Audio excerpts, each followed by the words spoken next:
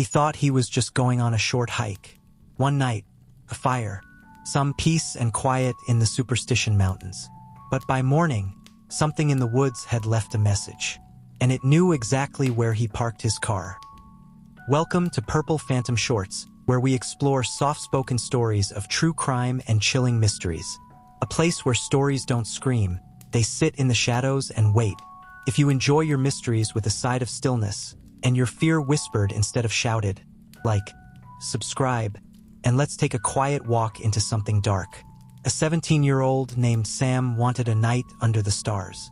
Just him, the trail, and the mountains. He'd grown up in Arizona and knew the land well enough to feel comfortable, even in the lonely terrain of the Superstition Mountains. He brought the essentials, just a flashlight, a packed dinner, water, and a sleeping bag. He figured he'd hike in, spend a quiet night near a fire, and hike out by sunrise. But things don't always go the way we plan, especially in places known for legends and disappearances. Sam hiked longer than expected. His pace was slower. The sun dipped behind the cliffs, and suddenly, the trail around him fell into shadow. Within minutes, it was fully dark. No twilight, just night. That's when he spotted a clearing up ahead, small and quiet, bordered by tall trees. At the edge of the clearing was an old fire pit. It was broken down and covered in ash, but clearly, someone had used it before. To Sam, that felt safe. If someone else had camped there, it couldn't be that bad. He dropped his gear, set up his sleeping bag, and got the fire going. The orange glow pushed back the darkness just enough. He sat near the flames, pulled out his food, and ate quietly.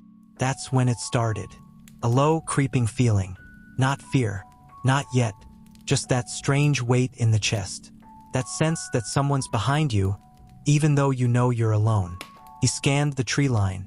It was silent. Too silent. No insects. No wind. Just the occasional pop from the firewood. And then, a rock landed beside his foot. Not tumbled. Not rolled. Thrown. A rock the size of a marble came flying from the tree line, perfectly aimed, and stopped just inches from his shoe. Sam looked at it, then at the trees. Nothing. His breath came faster.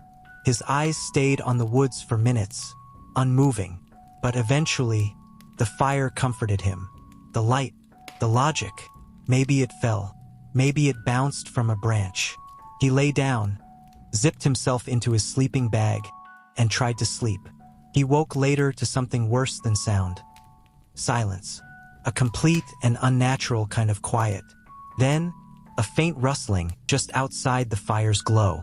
He reached for his flashlight where he had left it right beside him. But it was gone. His fingers searched the ground. Nothing. He sat up, heart pounding.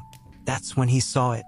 His flashlight, lying in the grass about 10 meters away, right where he heard the leaves move.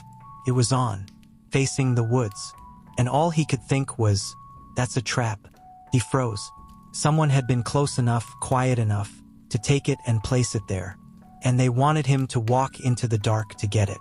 He didn't move, didn't speak, just sat by the fire watching.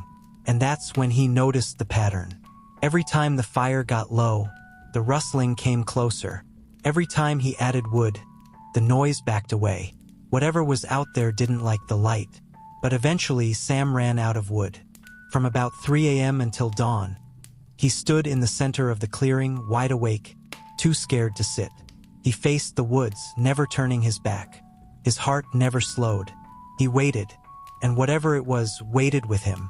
Finally, as the sky began to brighten, he heard movement again, this time running, fast, back into the trees.